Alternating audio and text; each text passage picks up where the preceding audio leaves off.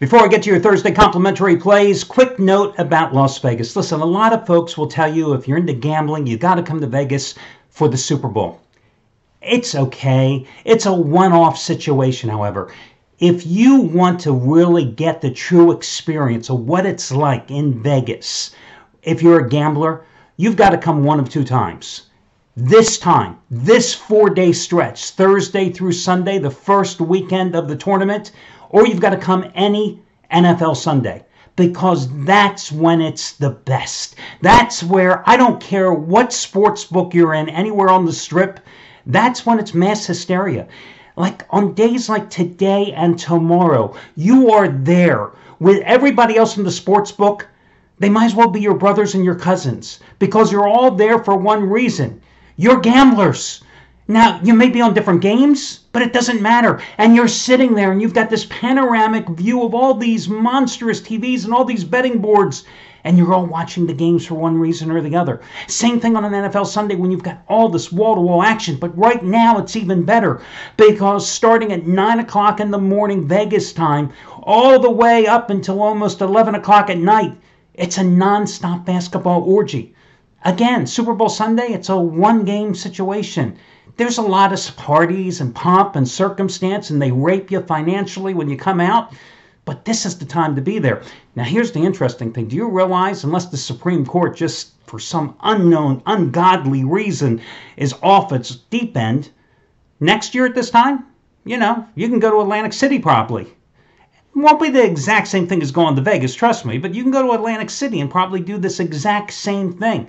Because trust me, when the Supreme Court, unless something really cosmically weird happens, decides to say, hey, outside of Nevada, yes, you can go ahead and have sports gambling as well, they're going to be turning on those betting kiosks almost overnight, because the casinos, they're ready to go in AC.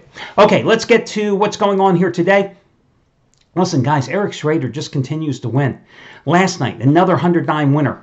As he cashed in. Oh, it was a close one, but yes, he cashed in. 100-dime winner number 12 out of 16 with Stanford over BYU, just like on Monday night when he gave you San Diego over Hartford. Listen, though, today, this is a guy who has won 42 of the last 64 days, including 27 of the last 38. And in this past 64-day stretch, he's made $10 bettors a little over $21,000 today. 7th ever 200-dime college basketball release since he joined the site.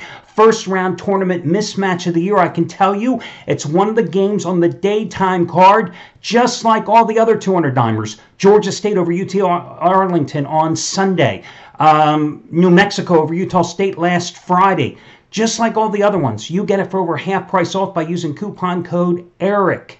Also, Jack Brayman, another 100-dime basketball winner, his second biggest play. 100-dime winner number 27 out of 41 and 15 out of 22 this year alone. Opening round game of the year, it goes on the nighttime card. Texas Tech against Stephen F. Austin. Coming off, 26-14 run with those. His most recent one was St. Mary's, a 14.5-point favorite over Southeastern Louisiana by 44 points on Tuesday night. You get it for over half price off by using coupon code JACK, his first name. All the other discounts and coupon codes are over on the homepage. Let's get to your complimentary plays. I'll try to run these in reverse chronological order for you. And with that in mind, let's start with one of your late games, the game between Michigan and Montana. One thing that always concerns me in the first round, and especially the games on Thursday, is a team that wrapped up its conference tournament early. And in this case, it's not a minor league conference team. It's the University of Michigan. The Big Ten tournament, because they wanted to play the games in New York, of course. That means they had to have access to the Garden, so they played their tournament early. So Michigan has had a 10-day layoff. Now that gives them plenty of time to rest, plenty of time to practice, but will it leave them rusty? Maybe the better question to be asked is, does it really matter when you're playing Montana? Now, I know Montana won the Big Sky Championship. I know they've won 6 straight games. They're on a 19-2 run. But do you know in order to win the Big Sky Championship, they had to have 3 straight come from behind victories in order to claim that tournament win. Montana is a team that's not exactly an offensive firepower. You know, they're not an explosive team in terms of three-point shooting. They only average like 5.5 three-pointers a game. They only shoot 34% with their three balls. You got a Michigan team that's surprisingly not known for their defensive prowess over the years, but you got a Michigan team that led the Big Ten in defense. Now, I got to be honest with you, though.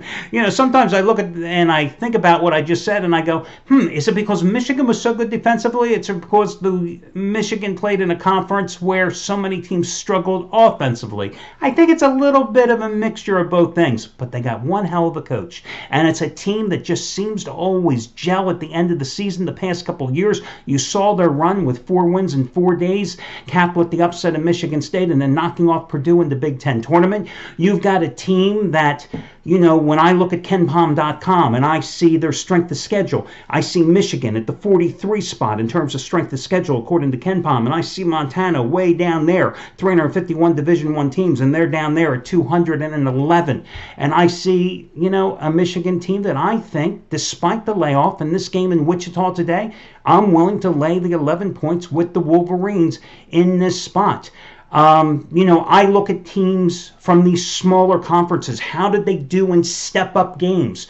I see that Montana played Penn State in the 3rd game of the season. They lost that game by 13 points. I saw that they played Stanford at the end of November, and they lost that game by 16 points. I see that they lost by 3 to Georgia State and Washington. I don't see a heck of a lot else on their schedule in terms of what I call step-up games. So I think you're getting Michigan at a very fair price. I think it'll be a tight game at first while Michigan knocks off some of the rust, but I'm willing to lay the points with the Wolverines. Let's jump up to one of the games on the daytime card. Duke, minus 20.5 points today. 2:45 start in Pittsburgh, taking on Iona. You know, I've come to the conclusion watching Duke this season that you look at this Duke talent on paper and you go, my God, how do they not blow out everybody every single game? Because they are just so talented. Problem is they don't play that way. And they often don't play that way against teams that are either A, experienced, or B, just as talented as they are. And I think that's because in this day in college basketball, when you have teams that are uber talented, but they have so many one-and-done players and inexperienced freshmen and redshirt freshmen and sophomores, that experience is the differentiating factor. And I think that's hurt Duke so many times. Listen, I look at Duke and North Carolina. I look at those two teams side by side, and I go, how did Duke lose any time this year to North Carolina? Never should have lost one game to the Tar Heels this year. But they did, twice, in 3 tries, right? As recently as this past Saturday. I don't know how. On paper, they shouldn't.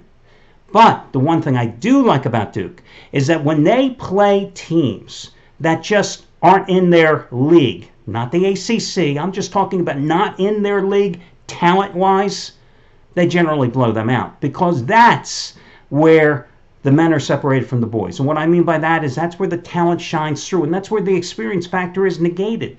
It just doesn't matter. And that's what I look at when I look at Duke and Iona. Now, I'm not going to say that everybody on Duke's bench could be starting for Iona. I'm not going to denigrate Iona that way, okay?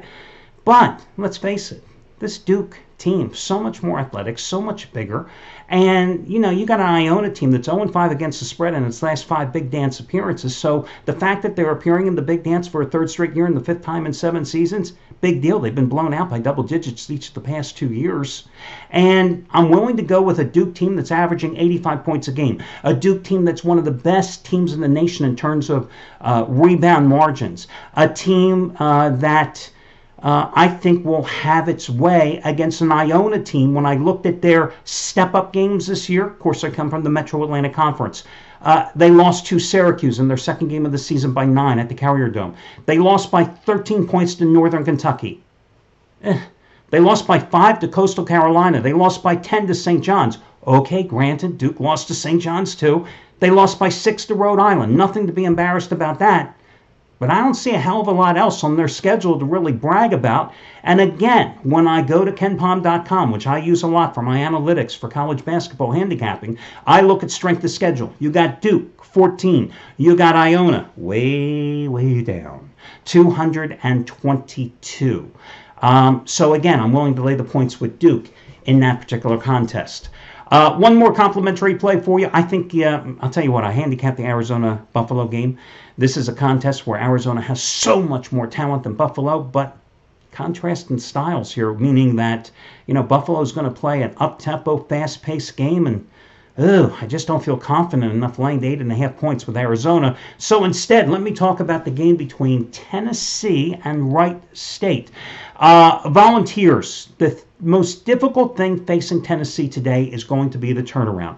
They played Kentucky on Sunday afternoon in St. Louis, right? They lost that game. They fell down early in that one by double digits. They came back, made a game of it. I think they lost the game 77-72. So after the game, Sunday, they fly back to Knoxville. They find out where they're going, okay? Today's game is going to be played in Dallas at the American Airlines Arena where the Mavericks play. So they leave for Dallas and get there early on Tuesday night.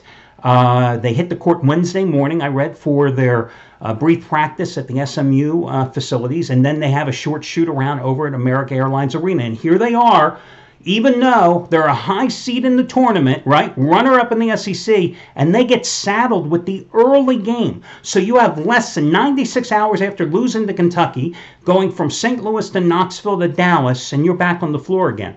The tournament selection committee did Tennessee absolutely no favors here, other than giving you a first-round battle against Wright State.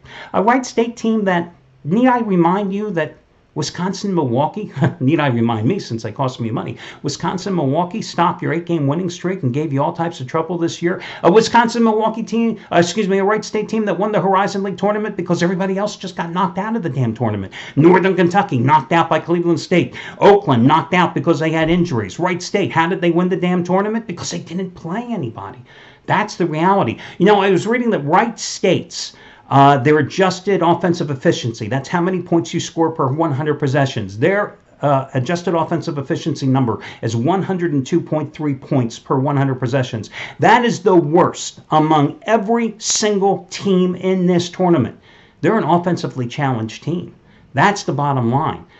This Tennessee team, I think, is just head and shoulders above them. And listen, they knocked off Arkansas 84-66, struggled to beat Mississippi State 62-59 before running into a hot Kentucky team in the SEC tournament. Who did the Raiders beat in the Horizon League run to the tournament? They beat Cleveland State in the tournament game. They beat Wisconsin-Milwaukee and Wisconsin-Green Bay. Whew. Those three teams might win a combined 8 games in the SEC this season. I look at Wright State in terms of their step-up games. They lost by 18 at Western Kentucky. They lost by 16 at Missouri State. They lost at Loyola of Chicago by 4. Okay, they beat Georgia Tech by 4. They beat Toledo by 8. Big deal. In the RPI ratings, you got Tennessee at number 8. You got Wright State at number 99. Again, I just don't put a lot of stock in this Wright State team, a team that made me money quite a few times this season, so I'm certainly familiar with them. I go back to KenPom.com and I look at the schedule, the strength of schedule. Tennessee had the 4th toughest schedule in the country, according to KenPom. Where was Wright State among 351 Division I teams? Way down at 270. You also have a Wright State team that has been idle since playing back on March 6th, so you'll have a 9-day layoff. So I'm willing to go with Tennessee. They've got that big bruising front line led by 6'5" forward Admiral Schofield, who in his last 6 games has averaged a little over 20 points and also 12 for 30 and with 3-pointers in that stretch. They've got Grant Williams, who's averaged about 13 points in that 6-game stretch as well. Those are 2 big bruising guys that should control the boards, and I'm willing to lay the 12 points with Tennessee. Now, in terms of how I like these 3 plays today, I got to tell you, Duke and Michigan are right there on that top line. I like them equally. And then the next line would be Tennessee. If you put me in the corner and force me to take a pick between Arizona and Buffalo, I'd still probably lean to Arizona. Listen, you saw my tournament bracket here on the site. I think Arizona is going to advance to the finals and play Villanova, but I think it could be a tricky battle here against Buffalo in that contest. So that'll do it today. Talk to you again tomorrow morning. I wish you well, and we'll do it again. That's my story. Sticking to it. See you on